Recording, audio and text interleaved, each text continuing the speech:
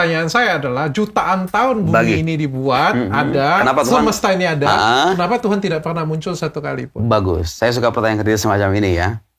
Pertama, Tuhan itu seperti yang tadi kita katakan, dia itu berbeda dengan alam. Alam itu terbatas, Dok. Saya dengan dokter, kursi ini, meja ini, berbagai hal yang kita saksikan di alam semesta itu memiliki keterbatasan, memiliki dimensi. Kalau Tuhan tuh menampakkan dirinya di alam, Tuhan terbatas dong pada akhirnya. Iya dong. Kalau Tuhan itu menampakkan dirinya, wujud aslinya ke manusia, Tuhan tuh berarti tunduk pada dimensi alam dong. Padahal dia menjadi terbatas. Saya mau nanya sekarang, sesuatu yang terbatas itu layak nggak sih disebut sebagai Tuhan? Karena kan bagaimanapun wujud Tuhan tuh wujud yang sempurna. Dia kan nggak bergantung sama yang lain tuh. Kalau kita kan bergantung sama yang lain nih. Kursi ini bergantung kepada yang buat. Kemudian meja ini ada yang buat. Hampir semua. Semua yang ada dalam semesta itu wujudnya bergantung kepada yang lain. Wujud Tuhan gak bergantung kepada yang lain. Berarti kan sempurna dong wujudnya. Oke, itu menurut persepsi kita kan. Tapi kan Tuhan sebenarnya bisa muncul dalam bentuk sempurna dalam pemikirannya dia sendiri. Itu sempurna bagi kita kan berbeda sempurna bagi Tuhan. Tapi ketika masuk ke dalam dimensi alam, dia akan tunduk pada dimensi alamiah. Iya, bagaimana dia akan terbatas kan pada akhirnya. Bagaimana jika tapi dia mampu kan melakukan itu? Nah, sangat mampu dong pasti melakukan itu. Mampu dalam hal apa? Melakukan muncul, karena kan ini kan semua barang ciptaan dia. Semua ini adalah di bawah ciptaan dia, gitu kan? Artinya dia walaupun menurut tadi sempurna, dia kan mampu untuk muncul menunjukkan diri bahwa apa sih yang kalian perdebatkan? Inilah aku yang menciptakan kalian semuanya.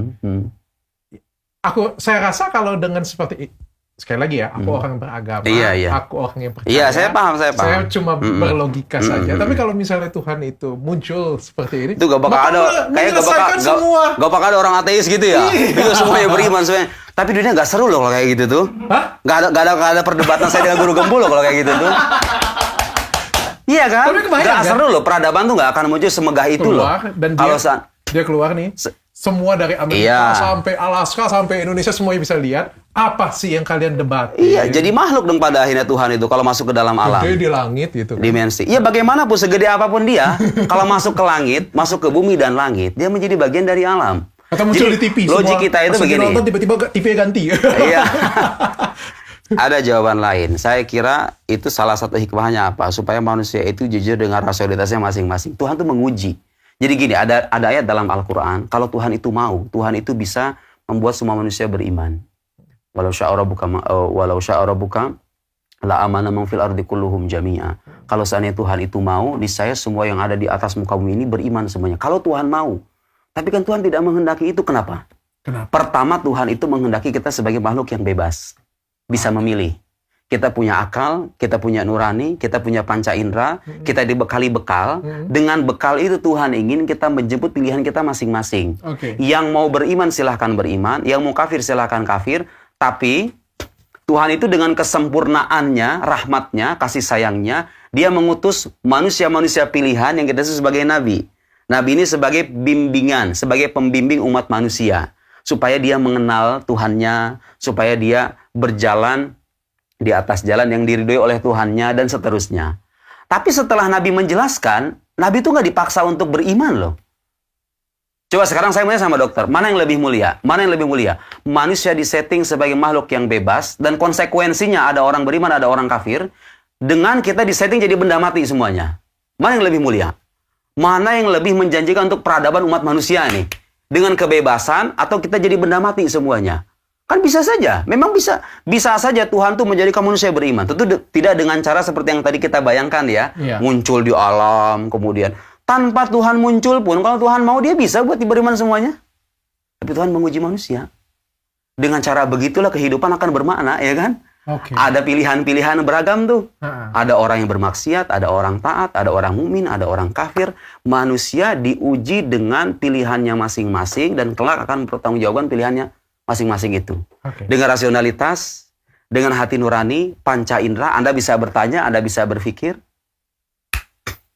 Itu membuktikan Tuhan itu ada ya. Coba kalau misalnya nih ya, seperti yang saya Yeah. ceritakan tadi, ternyata manusia itu adalah bagian dari kehidupan ini. Ternyata setelah manusia nanti ada suatu perputaran kehidupan yang lain setelah manusia. Kan dulu kan zamannya dinosaurus nih. Iya. Virus, bakteri, lalu dinosaurus, ya kan? Tiba-tiba Homo sapien, peradaban manusia sekarang. Dan ke depan, kalau peradaban manusia itu tidak ada lagi, dan kehidupan tetap ada, tapi bukan manusia, apakah itu menandakan bahwa tetap menandakan Tuhan itu ada? Iya, karena begini, tidak adanya dalil itu artinya bukti ya, penunjuk. Tidak adanya penunjuk itu bukan berarti menafikan sesuatu yang ditunjuknya. Saya berikan contoh sederhana untuk logika semacam ini. Sekarang kalau misalnya di ruangan ini ya, kita mendengar suara orang bicara. Akal kita menyimpulkan apa? Ada orang di dalam ruangan, ya kan? Saya berada di luar ruangan, kemudian saya menyimak suara di balik ruangan ini, di dalam ruangan ini. Akal saya menyimpulkan di ruangan ini ada manusia, ada orang. Artinya suara itu menjadi penunjuk akan adanya manusia di dalam, betul nggak? Oke. Saya mau nanya sekarang, kalau suaranya nggak ada, bisa nggak kita jamin kalau di dalamnya nggak ada manusia? Belum tentu. Bagus. Tidak adanya bukti bukan berarti menafikan sesuatu yang ditunjuknya. Oke. Itu kalau dalam terminologi atau dalam istilah para logikawan Arab, ada muddalil la yastalzim adamal madlul. Saya beri contoh lagi. Kalau misalnya di suatu rumah kita melihat adanya asap. Menyimpulkan apa? Ada api dong di dalam. Tapi saya mau nanya, kalau nggak ada asap, apa artinya apinya nggak ada? Oke. Apinya bisa jadi ada kan? Iya. Buktinya nggak ada gitu loh, paham nggak?